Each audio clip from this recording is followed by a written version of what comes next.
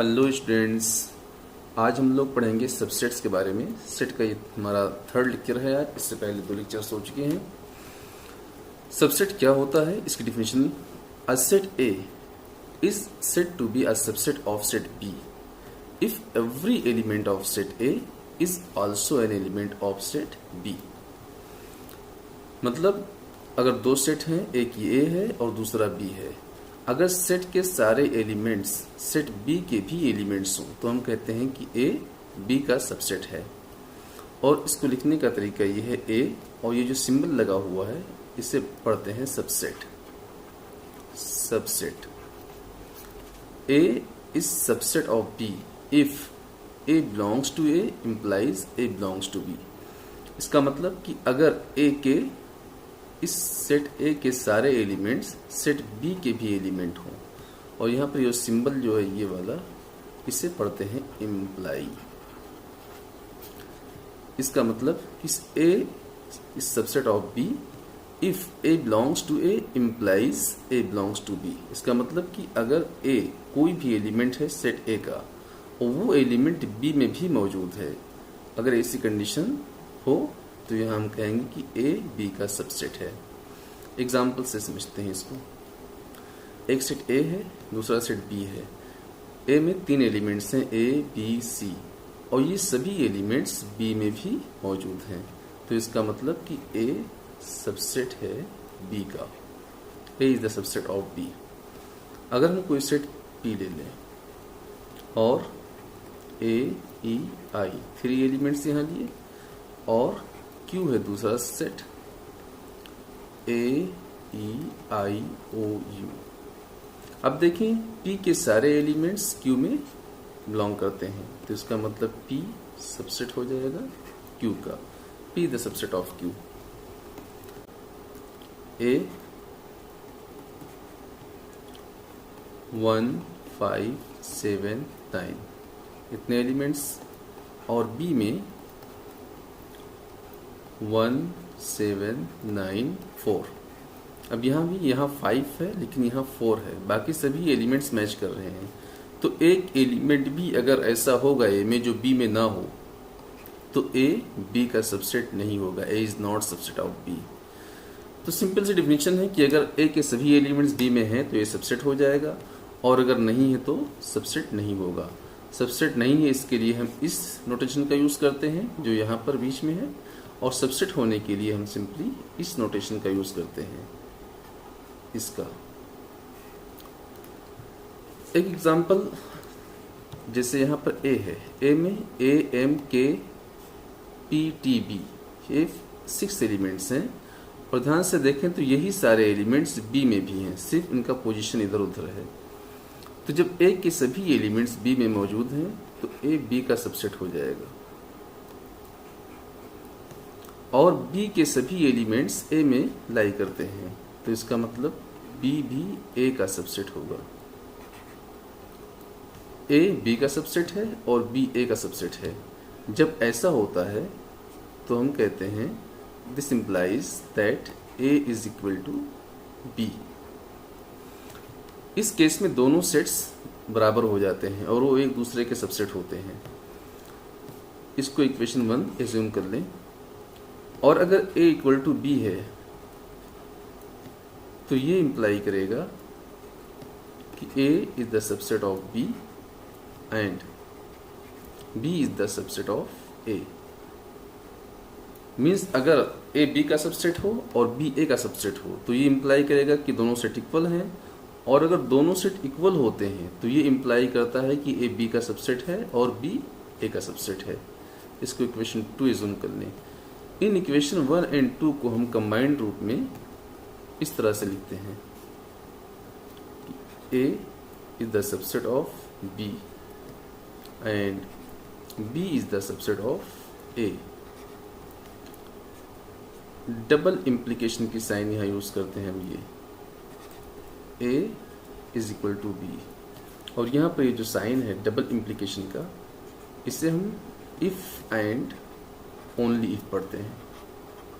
If and only if, या इसी को हम बहुत शार्ट में IFF लिखते हैं, जो पढ़ा जाता है if and only if.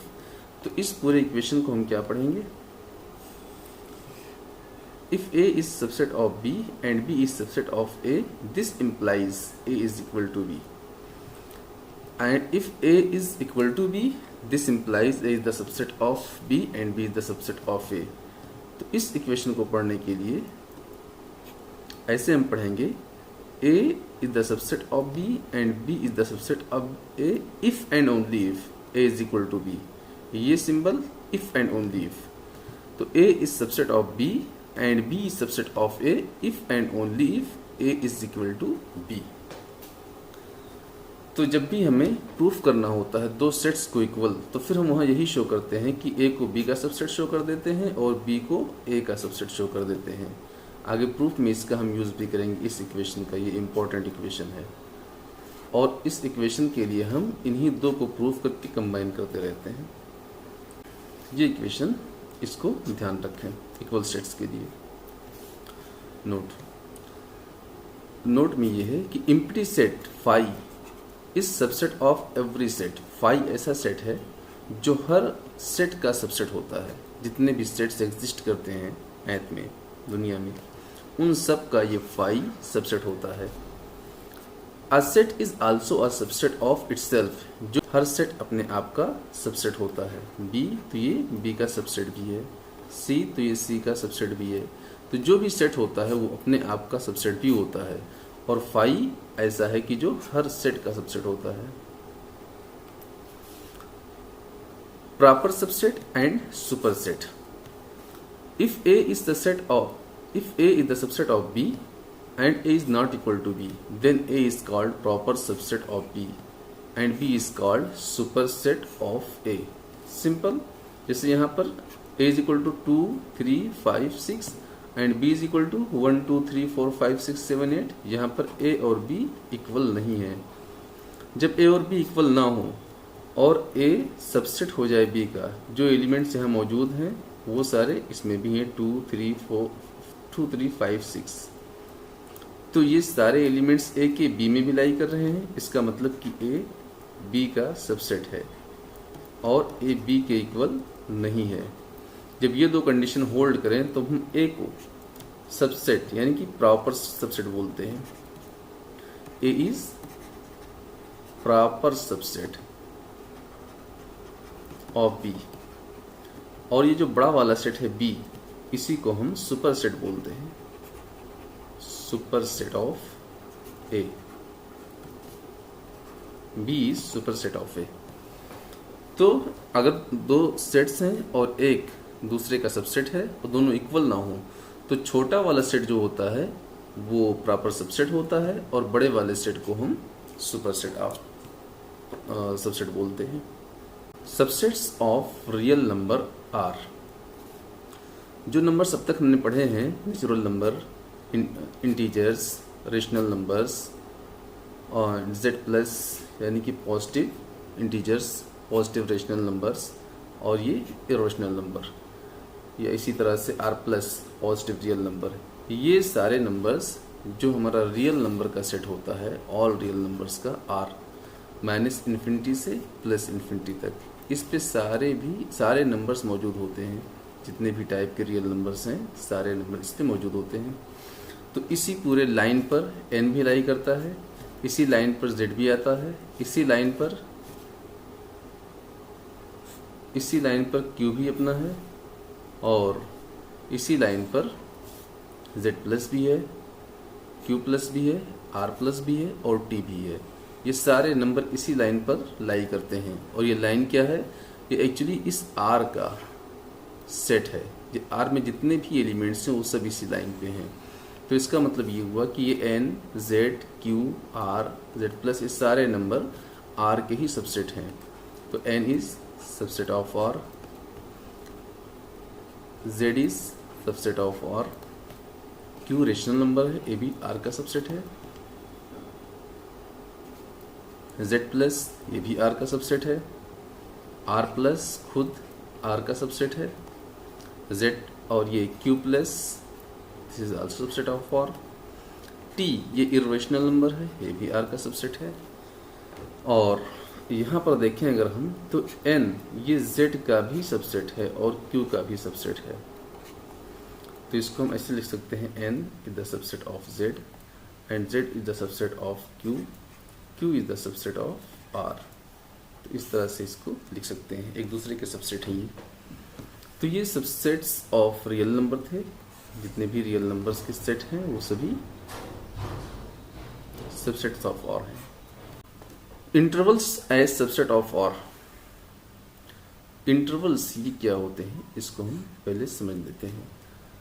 Actually जो हमारा सेट R है, रियल नंबर का सेट, रियल नंबर, तो रियल नंबर ये डिस्क्रीट वैल्यू नहीं है, एक कॉन्टिन्यूस वैल्यू है, और कॉन्टिन्यूस वैल्यू को कॉमा से सेपरेट करते हुए सेट बिल्डर फॉर्म में नहीं लिख पाते हैं। तो इसलिए R के जो सबसेट्स होते हैं उनको हम इंटरवल्स के फॉर्म में लिखते हैं। अब इंटरवल क्या होता है, फॉर एग्जांपल कोई दो एलिमेंट्स हम ले लें इस लाइन पर, A और B। A और B ये दोनों बिलोंग करते हैं R से, मतलब ये दोनों रियल नंबर है, और A छोटा है B से, जैसा कि देख सकते हैं A पहले आया है B बाद में है, तो A छोटा है B से। अब x such that x belongs to R and x is less than B greater than A। ये इस तरह से एक सेट है कि x वे सभी नंबर्स जो R में आते हों, लेकिन x की वैल्यू A से बड़ी हो और B से छोटी हो। और यहाँ पर स्ट्रॉन्ग इनइक्वलिटी यूज है, यहाँ पर स्ट्रॉन्ग इनइक्वलिटी यूज है, इक्वल का साइन नहीं है। इसको हम ऐसे भी लिखते हैं, स्मॉल ब्रैकेट A फिर B और स्मॉल ब्रैकेट क्लोज, दोनों तरफ यहाँ एक पर भी A के लिए भी स्ट्रॉन्ग इनइक्वलिटी, B के लिए भी स्ट्रॉन्ग इनइक्वलिटी, मतलब इस सेट में A और B इंक्लूड नहीं है, इस सेट में A और B इंक्लूड नहीं है। A के बाद जो भी नंबर्स हैं और B से पहले जो भी नंबर्स हैं सब के सब इस सेट में हैं, बट A और B नहीं है। तो यहाँ पर हम स्मॉल ब्रैकेट का यूज करते हैं, इसे बोलते हैं open interval, open interval. Next, x such that x belongs to R and x is equal or greater than A, equal or less than B। अब यहाँ पर इक्वलिटी का साइन भी आ गया है, इसका मतलब कि ये A और B दोनों पॉइंट्स भी इस सेट में इंक्लूड हैं। इसको रिप्रेजेंट करने के लिए हम कैपिटल ब्रैकेट का यूज करते हैं, A और B। ये कैपिटल ब्रैकेट ये दिखाता है कि ये A और B जो एंड पॉइंट्स हैं ये भी इस सेट में इंक्लूड हैं, और इसे बोलते हैं क्लोज्ड इंटरवल, क्लोज्ड इंटरवल। और ये स्टैंडर्ड नोटेशन है, जब भी इंटरवल्स के केस में ये स्मॉल ब्रैकेट आए तो इसका मतलब ये होता है कि ये ओपन इंटरवल है, यहाँ पर एंड पॉइंट्स इंक्लूड नहीं है। कैपिटल ब्रैकेट आ जाए तो इसका मतलब ये एक क्लोज्ड इंटरवल है और एंड पॉइंट्स इंक्लूड हैं। थर्ड है कि हम एक पॉइंट को इंक्लूड करें दूसरे को ना करें। x belongs to R, x is greater than A, equal और लेस देन B। तो यहाँ देखते हैं हम कि A पर तो स्ट्रॉन्ग इनइक्वलिटी है और B पर इक्वलिटी है, तो इसका मतलब A इंक्लूड नहीं है जबकि B इंक्लूड है। इसको ऐसे कर देंगे। फोर्थ है कि अगर x such that x belongs to R, यहाँ पर हम A को इंक्लूड कर लें और B को इंक्लूड ना करें, तो A पर कैपिटल ब्रैकेट होगा और B पर स्मॉल ब्रैकेट होगा। तो ये दोनों सेट्स ऐसे हैं कि इसमें ओपन एंड क्लोज भी है। फर्स्ट पर यहाँ ओपन है और सेकंड पे क्लोज है, दूसरे वाले में फर्स्ट पे क्लोज है सेकंड पे ओपन है। और जब दोनों ओपन हो तो ये ओपन इंटरवल, दोनों क्लोज हो तो क्लोज्ड इंटरवल होता है। इसको हम नंबर लाइन पर रिप्रेजेंट भी करते हैं। कैसे?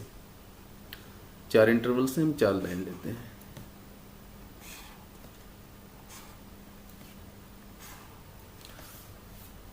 जब नंबर क्लोज्ड होते हैं तो वहां पर हम एक डार्क डॉट बनाते हैं, यूं। ए भी क्लोज्ड, बी भी क्लोज्ड, तो वहां पर एक डार्क डॉट बनाते हैं और ये यही वाला इंटरवल है ए बी। अगर दोनों क्लोज्ड ना हो तो एक हॉलो सर्किल होता है यूं। इसका मतलब कि ना ए इंक्लूड है इस सेट में और ना ही बी है। अगर ए इंक्लूड हो तो उसके लिए डार्क सर्किल, बी इंक्लूड ना हो तो उसके लिए हॉलो सर्किल, और ये इंटरवल ऐसे होगा। अगर ए इंक्लूड ना हो और बी इंक्लूड हो तो ए पर हॉलो रहेगा, बी पर डार्क रहेगा, और ये ऐसे लिखा जाएगा। तो इस तरह से हम रिप्रेजेंट करते हैं इन इंटरवल्स को नंबर लाइन पर। नंबर लाइन पर रिप्रेजेंट करने के लिए हम इन डॉट का यूज करते हैं।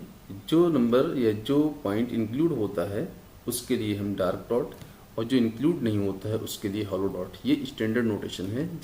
जब जब रिप्रेजेंट करना होगा मुझे तो हम ऐसे ही रिप्रेजेंट किया करेंगे। Difference between A and B, ये मैंने इसलिए लिख दिया कि बच्चे कंफ्यूज ना हो।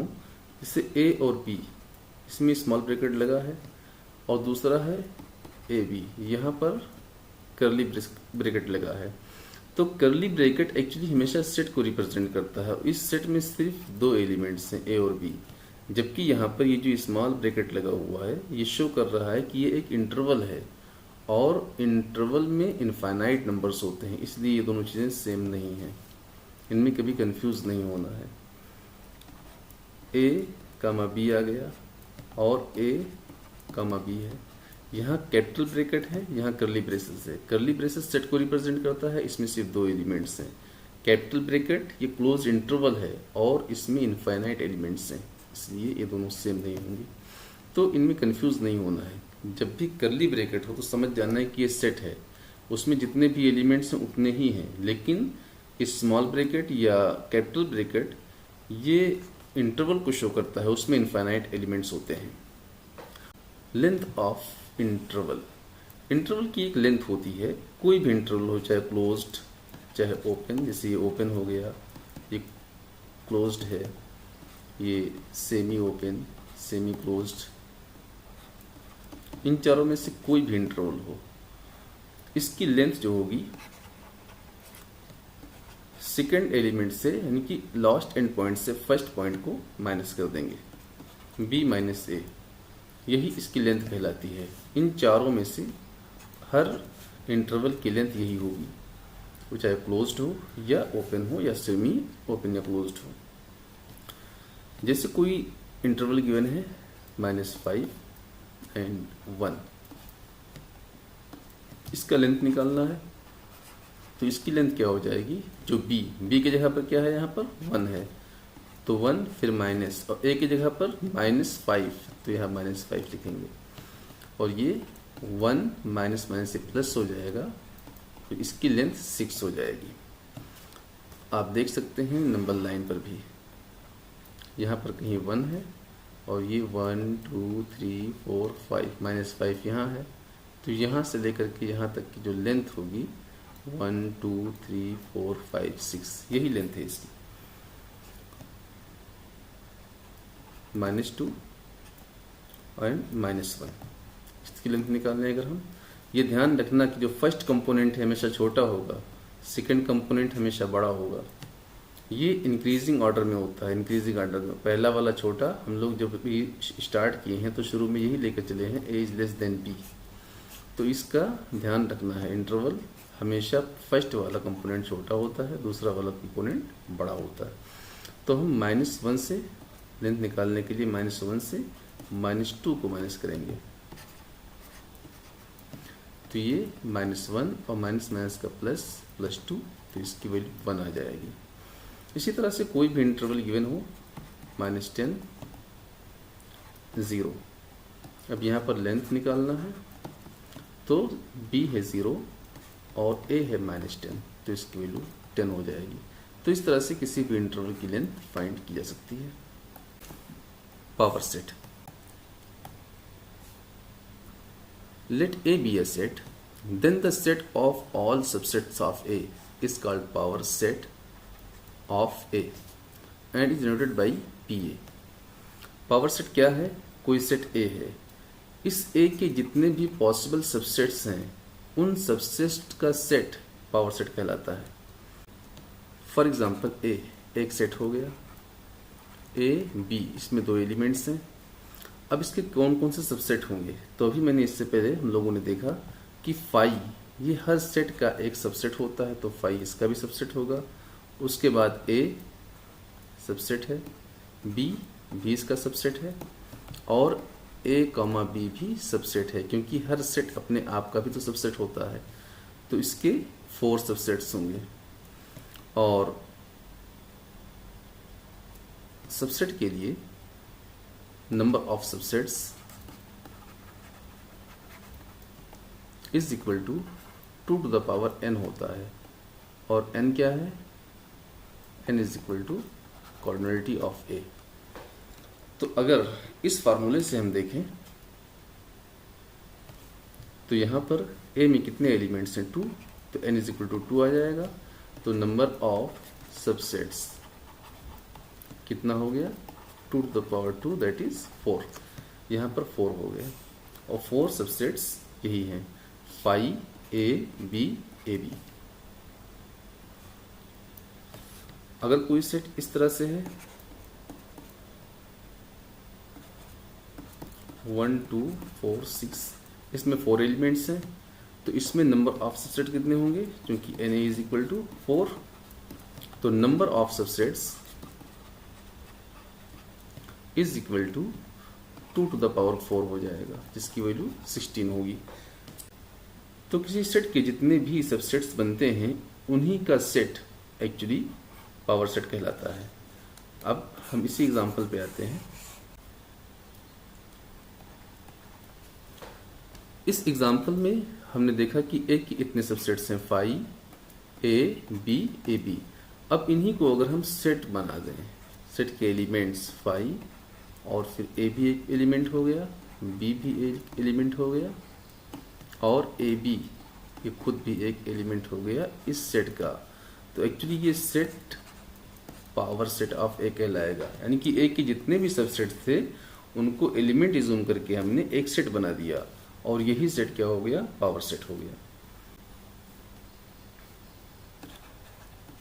कोई एक सिंगल टेन सेट हम लेते हैं ए, इसमें एक ही एलिमेंट है, तो इसका जो सबसेट होगा फाई हो जाएगा और ए हो जाएगा, और यही इसके पावर सेट के एलिमेंट्स बन जाएंगे। तो कोई सेट है, उसके जितने भी पॉसिबल सबसेट्स हैं उनका सेट ही उसका पावर सेट कहलाता है। कॉर्डिनलिटी यानी कि number of elements of power set. Power set में कितने एलिमेंट्स होंगे?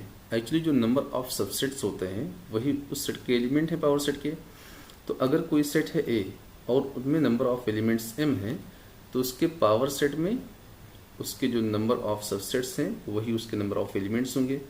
तो actually number of elements in a power set 2 to the power m हो जाएगा, क्योंकि इससे पहले हमने देखा कि अगर कोई सेट ए है और इसकी कॉर्डिनलिटी n है, तो इसमें नंबर ऑफ सबसेट्स क्या होते हैं? 2 to the power n। यहाँ पर हमने m ले लिया, m यानी कि number of elements in set a is equal to m, तो number of elements in its power set is 2m। और पावर सेट का जो भी कॉर्डिनलिटी है यानी कि नंबर ऑफ एलिमेंट्स हैं वो हमेशा स्ट्रांगली ग्रेटर होंगे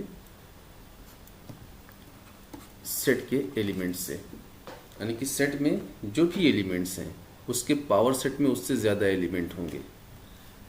पावर सेट में सेट से ज़्यादा एलिमेंट होंगे, हमेशा सेट से अधिक एलिमेंट होंगे। तो ये इसको भी ध्यान रखना, कहीं यूज़ हो सकता है किसी क्वेश्चन में। Power set of a null set. Null set है ये फाई, इसमें कोई एलिमेंट नहीं है। इसका मतलब कि इसके पावर सेट में कितने एलिमेंट्स होंगे? 2 to the power 0 that is 1 element. और वो 1 एलिमेंट क्या होगा? इसी को हम सेट में डाल दें। नेक्स्ट टॉपिक है universal set. A universal set is a set that contains all possible elements relevant to particular context denoted by the symbol U। Universal set का मतलब होता है वो सबसे बड़ा सेट किसी पर्टिकुलर कंटेक्स्ट में, जैसे हम नंबर की बात करें अगर, तो अगर हम स्टडी कर रहे हैं नेचुरल नंबर की या इंटीजर की या रेशनल नंबर की, तो इन सब के लिए रियल नंबर का सेट ये यूनिवर्सल सेट हो सकता है। Universal set depends on the context, ये कंटेक्स्ट पर डिपेंड करता है। यूनिवर्सल सेट अलग अलग हो सकता है। जैसे फॉर एग्जांपल अगर हम ट्रायंगल की स्टडी कर रहे हैं तो the set of all triangles ये यूनिवर्सल सेट बन जाएगा। अगर हम सर्कल की स्टडी कर रहे हैं तो the set of all circles ये यूनिवर्सल सेट बन जाएगा। इसका एग्जांपल यूँ समझो कि जैसे कोई डॉक्टर होता है तो उसका अपना एक मेडिकल स्टोर होता है। उस मेडिकल स्टोर में हर तरह की मेडिसिन अवेलेबल होती हैं। पेशेंट ए आया तो उसको कुछ मेडिसिन दिखा, वो जा कर के यहाँ से ले लिया। पेशेंट बी आया तो उसको भी डॉक्टर ने कुछ और मेडिसिन लिखी, वो भी जा कर के यहाँ से ले लिया। तो ये जो मेडिकल स्टोर है एक्चुअली ये यूनिवर्सल सेट है, और ये जो पेशेंट्स यहाँ से मेडिसिन खरीद रहे हैं ये सब इसके सबसेट्स हैं। कोई और आएगा तो वह भी आकर के यहीं से लेगा। तो ये सारे सबसेट्स इसी सेट से आए हुए हैं, इसी मेडिकल स्टोर से। तो एक्चुअली ये मेडिकल स्टोर क्या हो गया, इस केस में यूनिवर्सल सेट हो गया। इसको कैपिटल यू से डिनोट करते हैं। Exercise 1.3 make correct statement by filling in the symbol this. ये सिंबल सबसेट के लिए होता है, और अगर इसको लगा देंगे तो नॉट सबसेट आएगा। इन द ब्लैंक स्पेसेस, अब यहाँ पर 2, 3, 4 इस सेट में है, 2, 3, 4 इस सेट में भी है, तो इसका मतलब ये पहला वाला सेट इस सेकेंड सेट का सबसेट हो गया। तो इसको हम ये सिंबल लगाएंगे। इसमें A, B, C 3 एलिमेंट्स हैं। यहाँ पर B और C तो है बट A नहीं है, तो इट मीन्स ये वाला सेट इस सेट का सबसेट नहीं है। तो यहाँ पर ये सिंबल यूज़ करेंगे। सॉरी, एरो कैसे बन गया, ये सिंबल यूज़ करेंगे। Next, X such that X is a student of class 11th of your school. X such that X is a student of your school. तो ये सभी बच्चों का जितने स्टूडेंट्स हैं स्कूल में सबका कलेक्शन है, और ये उसी स्कूल के क्लास 11th के स्टूडेंट्स का कलेक्शन है। तो ये कलेक्शन इसका एक सबसेट होगा। X such that X is a circle in the plane. X such that X is a circle in the same plane with radius 1 unit, ये नहीं हो सकता क्योंकि रेडियस 1 यूनिट की सर्किल का पूरा सेट ले लें और सभी सर्किल्स का सेट ले लें, तो इसमें हर टाइप सर्किल आ गए। इनका रेडियस 1 भी हो सकता है, उससे ग्रेटर भी हो सकता है, उससे लोअर भी हो सकता है। तो ये सेकेंड सेट जो बी है, फर्स्ट सेट ए का सबसेट नहीं बनेगा क्योंकि इसके सभी मेंबर इसमें नहीं है। इसमें सिर्फ वही सर्किल्स हैं, इनका रेडियस 1 है, जबकि इसमें बहुत सारे सर्किल्स हैं जो 1 से ग्रेटर भी हैं, लोअर भी हैं। तो ये इसका सबसेट नहीं है। X such that X is a triangle in a plane, X such that X is a rectangle in the plane. दोनों डिफरेंट सेट हैं। इस सेट में सिर्फ ट्राइंगल्स हैं, इस सेट में सिर्फ रेक्टेंगल्स हैं। तो इसके एलिमेंट्स इस सेट में मौजूद नहीं हैं, तो इसलिए ये वाला सेट सबसेट नहीं बनेगा। X such that X is an equilateral triangle in a plane, X such that X is a triangle in the same plane. तो इस सेट में हर टाइप के ट्राइंगल हैं, जबकि इस सेट में सिर्फ इक्विलेटरल ट्राइंगल हैं।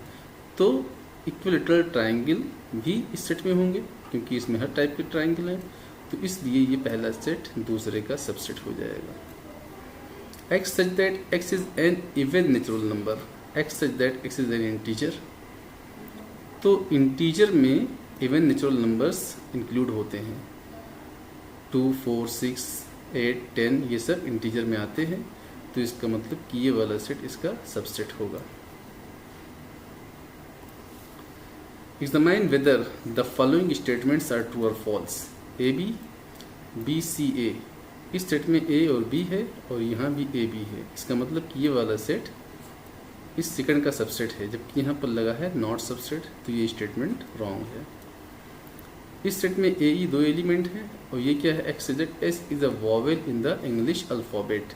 तो इंग्लिश अल्फ़ाबेट के सेट में जो वॉवेल्स हैं वो है A E I OU, ये 5 है और इस सेट में उनमें से 2 गिवन है, तो इसका मतलब कि ये सबसेट है और ये स्टेटमेंट ट्रू है। इसमें 1 2 3 है और इसमें 1 3 5 है, 2 नहीं है, इसका मतलब कि ये इसका सबसेट नहीं होगा, तो ये स्टेटमेंट रॉन्ग है। यहाँ सिर्फ A है और A इधर भी है, तो इस मीन्स ये सबसेट है, तो ये स्टेटमेंट ट्रू हो गया। यहाँ सिर्फ A है, इस सबसेट में ABC है, लेकिन यहाँ पर ये जो सिंबल लगा है मेंबरशिप का लगा है, तो इस सबसेट का ABC, A इसका मेंबर है और ये एक सेट हो गया, सेट इसका मेंबर नहीं है, ये सेट जो है इसका मेंबर नहीं है, सिर्फ A एक एलिमेंट है जो इसका मेंबर है। इट मीन्स ये स्टेटमेंट रॉन्ग है। अगर यहाँ पर सबसेट का सिंबल लगा होता, ये वाला सिंबल, तो ये सही रहता। X such that X is an even natural number less than 6, तो इसमें कौन कौन से एलिमेंट आए?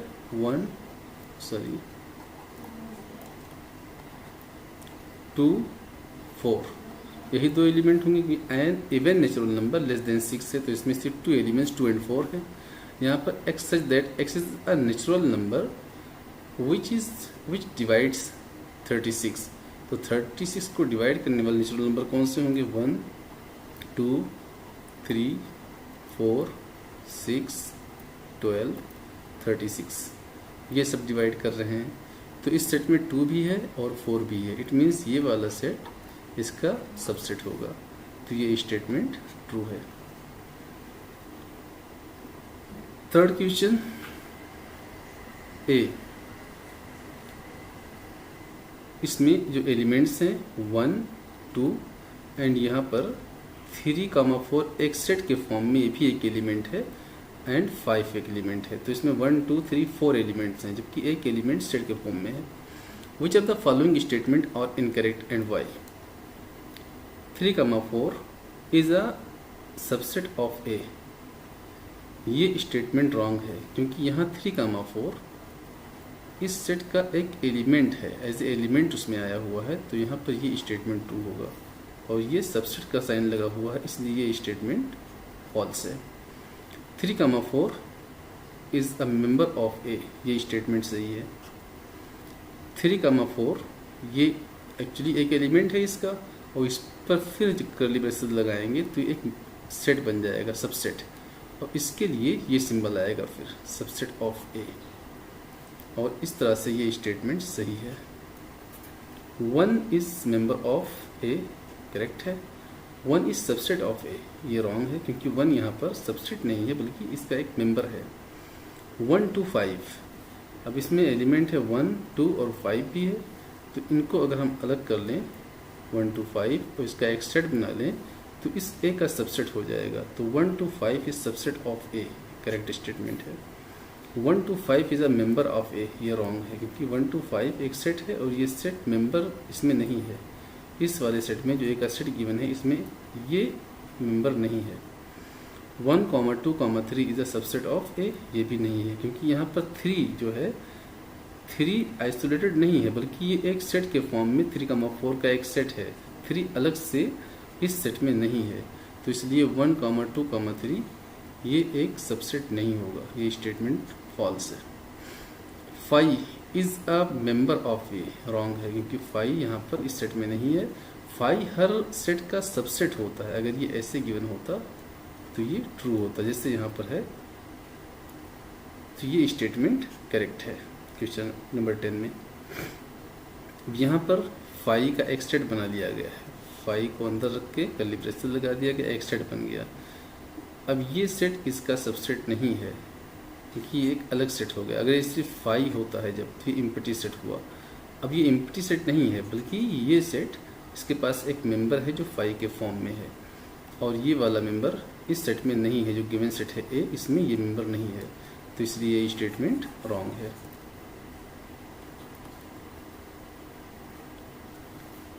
Right down all the fourth question, write down all the subsets of the following sets.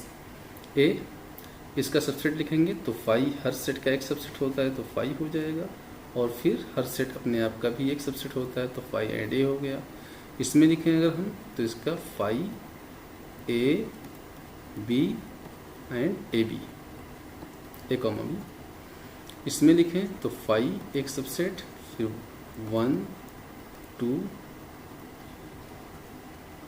3, उसके बाद 1 2 1 3 एंड 2 3, और उसके अलावा खुद सेट जो है वो भी इसका एक सबसेट होगा। तो इसके इतने सबसेट्स हो गए।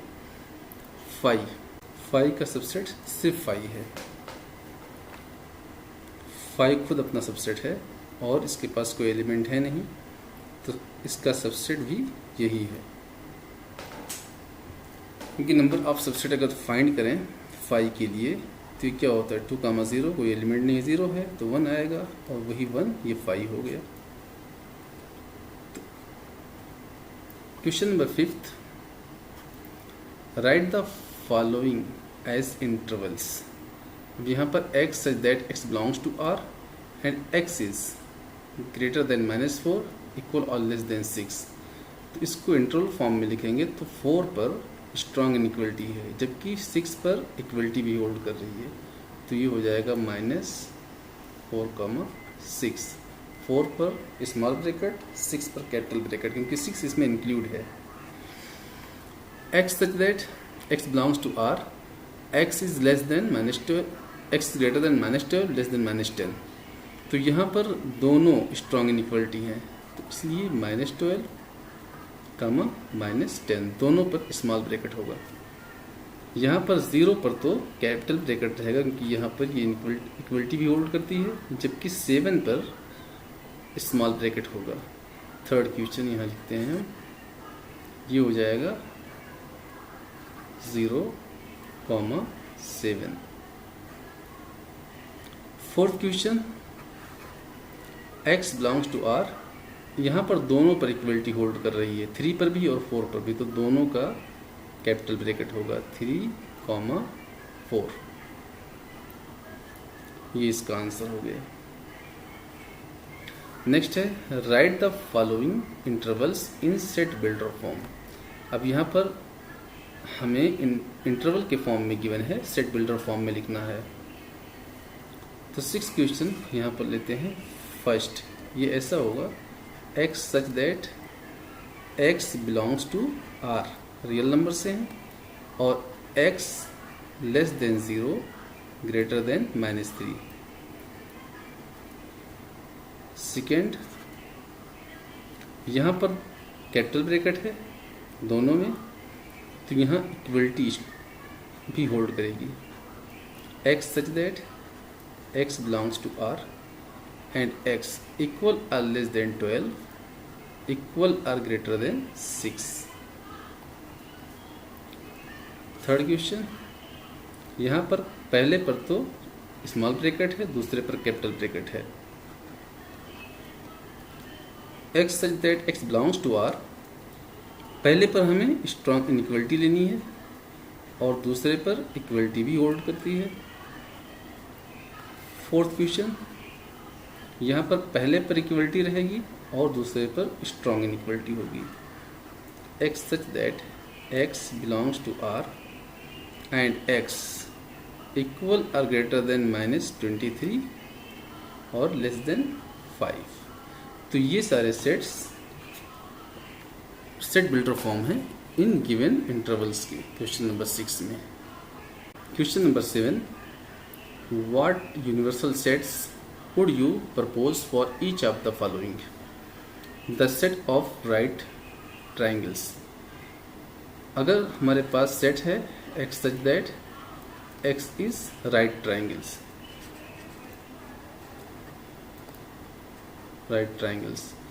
तो इसके लिए यूनिवर्सल सेट लेना होगा। अगर हमें मतलब एक ऐसा सेट जिसके लिए ये वाला सेट सबसेट हो, तो हम क्या कर सकते हैं, सेट ऑफ ऑल ट्राइंगल्स, ये हमारे लिए यूनिवर्सल सेट हो जाएगा। सेट ऑफ ऑल ट्राइंगल्स हमारे लिए यूनिवर्सल सेट बन जाएगा। इसमें the set of isosceles triangles, यहाँ भी हम सेट ऑफ ऑल ट्राइंगल्स को ही लेंगे, क्योंकि ये दोनों सेट, सेकंड वाला भी और फर्स्ट वाला भी, सेट ऑफ ऑल ट्राइंगल्स के ही सबसेट हैं। तो इन दोनों के लिए हम set of all triangles as a universal set assume कर सकते हैं। Question number 8, given the set A में 3 एलिमेंट्स हैं 1 3 5, बी में 2 एलिमेंट्स 3 एलिमेंट्स हैं 2 4 6 एंड सी में 0 2 4 6 8 एलिमेंट्स हैं, दैट इज इतने सारे एलिमेंट्स हैं। Which of the following may be considered as universal sets for all the 3 sets A, B, C? अब ऐसा सेट जो इन सभी के लिए सुपर सेट हो, मतलब जिस सेट के लिए ये A, B और C ये तीनों सबसेट बन सकें, वो सेट इसका यूनिवर्सल सेट हो सकता है। तो अगर हम फर्स्ट को देखें तो इसमें 0 1 2 3 4 5 6, तो इसमें 1 है 3 है 5 है, इसमें भी 1 3 5 है, 2 4 6, यहाँ भी 2 4 6 है, बट इसमें 8 नहीं है। तो ये वाला सेट तीनों के लिए यूनिवर्सल सेट नहीं बनेगा। 5 तो बन ही नहीं सकता है, इसमें कोई एलिमेंट ही नहीं है। थर्ड में देखें अगर हम तो 0 1 2 3 से लेकर 10 तक, इसमें वो सभी एलिमेंट्स हैं जो सी में भी हैं, बी में और ए में, ए बी सी में जो भी एलिमेंट्स हैं वो सब इसमें अवेलेबल हैं, तो इसलिए यही सेट यूनिवर्सल सेट होगा। लास्ट वाले में 0 नहीं है, जबकि 0 यहाँ पर है, तो ये भी यूनिवर्सल सेट नहीं बन सकता। तो इन चारों में थर्ड वाला ऐसा है जो इन सब के लिए यूनिवर्सल सेट का काम करेगा। क्यों?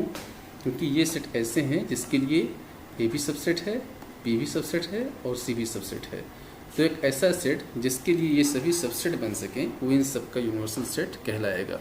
और इन चारों में यही एक ऐसा सेट है जिसके लिए ये तीनों सबसेट्स हैं और ये चौथा ये वाला सेट सुपर सेट है। तो ये हो गया यूनिवर्सल सेट।